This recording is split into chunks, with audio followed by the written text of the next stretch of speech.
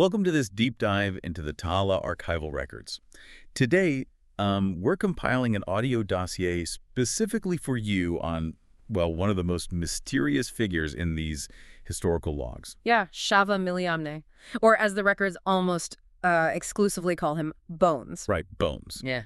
And to frame this properly, we are maintaining strict archival parameters here. Yep. So we're only examining his earliest recorded movements, tracking him from, I think it's entry 1 through entry 5. Exactly, just that first window. And, opening them up, the very first thing that hits you is that Bones is absolutely not human. No, definitely not. He's a wood elf. Right, and the physical description we get is incredibly specific. He has this lean, angular frame, distinctly pointed ears, and his skin is this deep bronze that's been heavily weathered by sun and salt. And he cultivates a really striking visual presence, too. I mean, he keeps his black hair pulled into a tight top knot with shaved sides. With those dark brown eyes just constantly scanning the room. Always watching.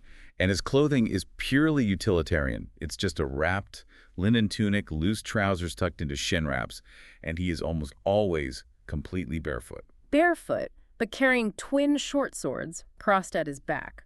Which makes sense for a fighter, but looking at his gear inventory, there's a detail that totally stands out.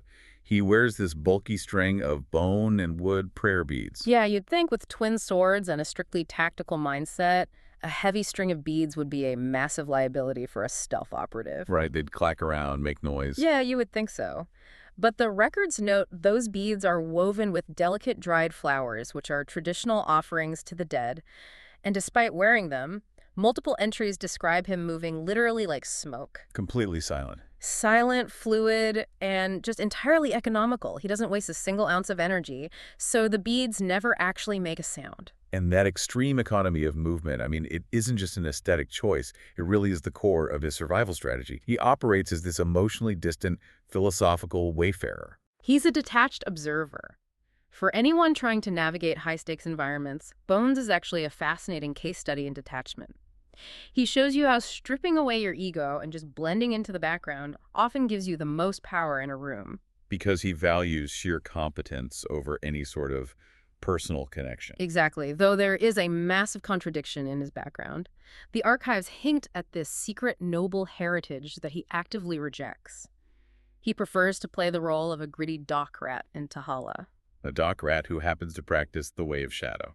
Right, which is essentially a martial discipline focused on physically manipulating darkness itself. He's basically a weapon waiting to be drawn. And we see that weapon drawn immediately in entry 2, during the Sandpiper incident. Yeah, when he returned to the ship that originally brought him to Tahala, only to find the vessel inexplicably rotting in the water. That was such a high-stakes investigation.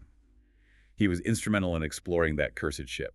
He actually helped cut a man named Jay free from a necrotic battery cage. And for context here, a necrotic battery is essentially a horrific magical trap designed to slowly drain a person's life force. Right, nasty stuff. But his tactical brilliance really shines when things go completely sideways, like during that rainy ambush by the Golden Lion soldiers. Oh, that scene is incredible. Bones instantly drops a darkness spell. He literally erases all light from the immediate area to blind the soldiers. Proving his worth as a stealth specialist instantly. But you know what stands out to me in the archives even more than his combat abilities? The spycraft. Yes, the spycraft. There's that moment later at the docks that perfectly illustrates his mindset.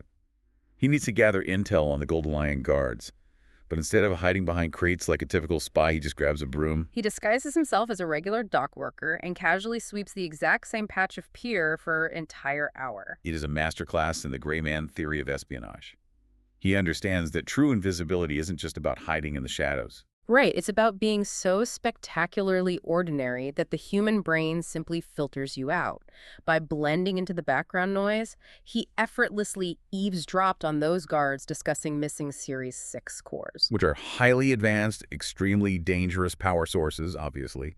But it just shows he doesn't just fight. He analyzes and he adapts. Bones is the ultimate tactical asset. He's emotionally detached, incredibly observant, and lethally competent. Which brings us to a lingering question I really want to leave you with today. We have this shadow monk who is fiercely detached from the world around him. A man who actively rejects his own past and keeps absolutely everyone at arm's length. Yet he painstakingly ties delicate dried flowers for the dead into his prayer beads. Who or what is this silent elf quietly mourning while he watches the city of Tahala burn.